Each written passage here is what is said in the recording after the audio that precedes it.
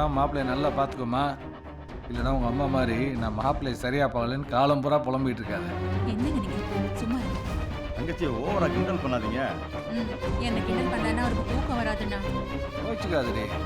ஆமா. அம்மாடி, உங்கள் குடும்பத்தை எங்களுக்கு ரொம்ப பிடிச்சிருக்கு. உங்கள் பொண்ணுக்கு என்ன பண்ண முடியுமோ பண்ணுங்க. ஒரு நல்ல நாளாக பார்த்து வீட்டுக்கு வாங்க. மற்றதெல்லாம் பேசி உட்காந்து முடிவெடுத்துக்குவோம். இன்னும் என்ன சம்மந்தி ஃபார்மாலிட்டிஸ் இருக்குது? கல்யாணத்தை எப்படி செய்யணும்னு விருப்பப்படுறீங்களோ அப்படியே செஞ்சுருவோம்.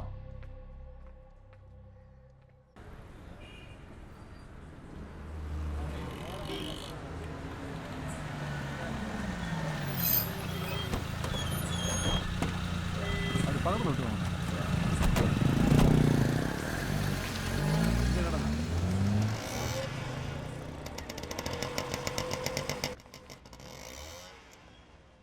வணக்கம் சார். வாங்க. பேர் பிரகாசம். ஃபாஸ்ட் ட்ராக்ல ஒர்க் பண்ணுறேங்க. எங்கள் முதலாளி உங்களுக்கு ஃபோன் பண்ணாங்களா? ஆமாம், பண்ணியிருந்தாரு. ஜீவா நீங்கள் கார்டு பண்ணுங்க. சரி. இது பாருடா. அம்மா வெங்கிய வை. ஆமா, அப்பாக்கும் பிள்ளைக்கும் நான் எது சொன்னாலும் பிடிக்காதே. நீங்களே பாருங்க.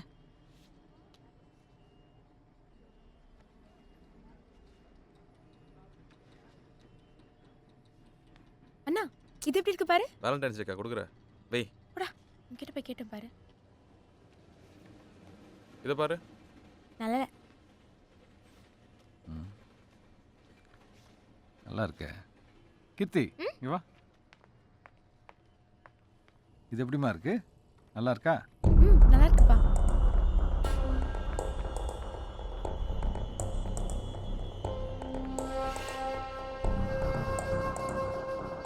இது எடுத்துக்கிறேன் சார். கொடுங்க சார். இன்னொரு கார்டு. ஓகே சார், நீங்கள் மேட்ரு எழுதி கொடுத்துட்டு போங்க. நாங்கள் ரெடி பண்ணி வைக்கிறோம். சரிங்க. நீங்கள் எழுதி வைங்கப்பா, நாளைக்கு ஆஃபீஸ் போது கொடுத்துறேன். புதன்கிழமை காலையில் ஒரு 10 மணிக்கு வந்து வாங்கி ரெடியா.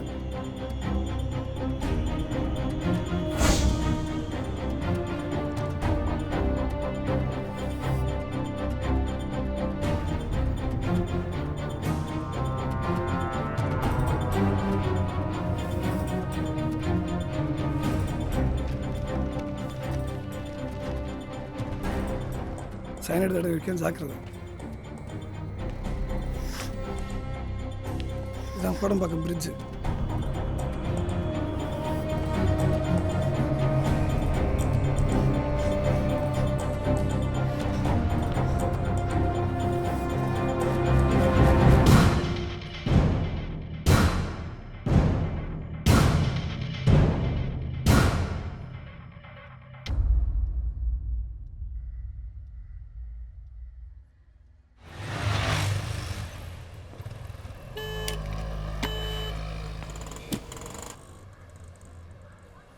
சொல்கிறா.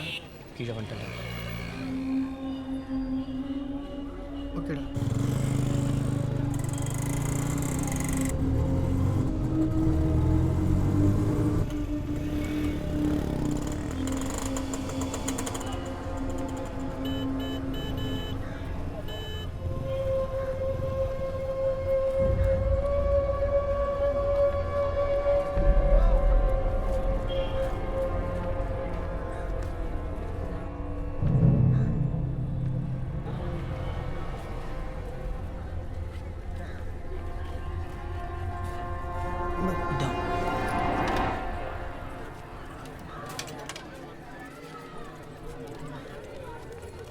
சரி, உனக்கு எத்தனை இன்விடேஷன் தேவைப்படும்? இன்விடேஷன்லாம் இப்போ வேஸ்ட் பண்ணுறீங்க.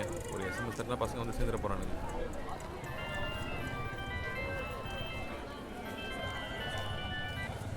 ஹலோ, கார்டு வாங்கிட்டு போனீங்களா? அந்த கடையிலேருந்து பேசுகிறேன் சார். கடை இருந்து 25 வருஷம் சார். கஸ்டமருக்கு சின்ன கிஃப்ட் கொடுக்குறேன் சார். உள்ளே வந்துட்டு போக முடியுமா சார்? சரி வரேன் சார். வா வா, கடையில் ஏதோ கிஃப்ட் கொடுக்குறாங்களா, வாங்கிட்டு வந்துடுறேன். சரி. ஓ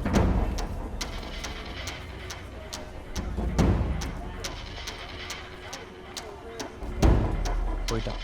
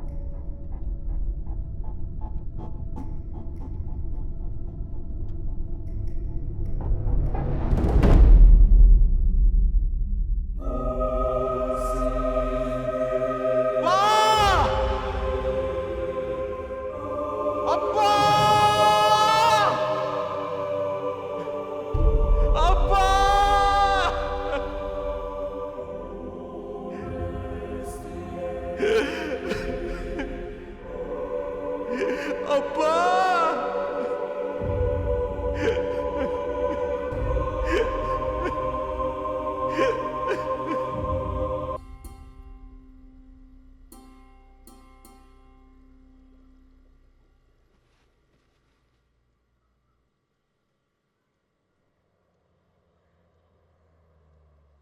அப்பா சாகிறதுக்கு கொஞ்ச நாள் முன்னாடி ஒரு ஆக்சிடென்ட் நடந்துச்சுல, அது கூட மர்டர் அட்டெம்ப்டாக இருக்குமோன்னு தோணுதுடா. எப்படி சொல்கிற? அப்பா மார்ச்சரில் ஒருத்தனோட அடையாளம் சொன்னார்ரா. அப்பா செத்த இடத்துல அதே மாதிரி ஒருத்தன் அப்பாவே திரும்பி பார்த்துட்டு ஓடினான். அப்பாவும் அவனை பார்த்தாரு. அண்ணா எனக்கு என்னமோ ஆ வாங்க சார், உட்காரு.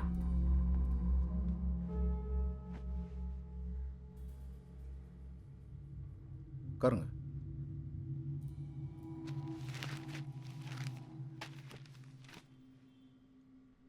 டீ போடுறா.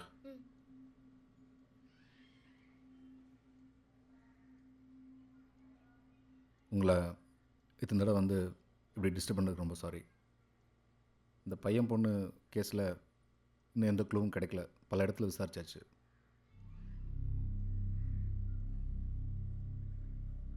உங்கள் அப்பா மர்டர் ஆகிறதுக்கு முன்னாடி சஸ்பிஷியஸாக யாராவது ஆளை பார்த்துருக்கீங்களா? How you seen any person? நீங்கள் யார்கிட்டயாவது உங்கள் நம்பர் கொடுத்தீங்களா? உங்கள் நம்பர் அவங்க வச்சுருக்காங்க. கொஞ்சம் நல்லா யோசிச்சு பாருங்கள். நீங்கள் கொடுக்குற சின்ன க்ளூ கூட எங்களுக்கு ரொம்ப யூஸ்ஃபுல்லாக இருக்கும். நான் ரொம்ப யோசிச்சிட்டேன் சார். எனக்கு யாருன்னு தெரியல சார். தேங்க்ஸ்.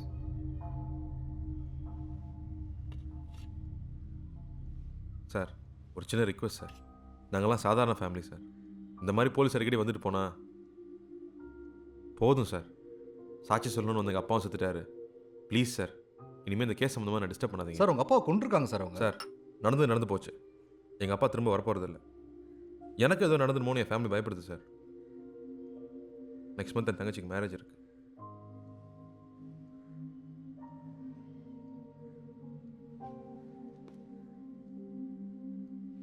போகலாம். தேங்க்யூ.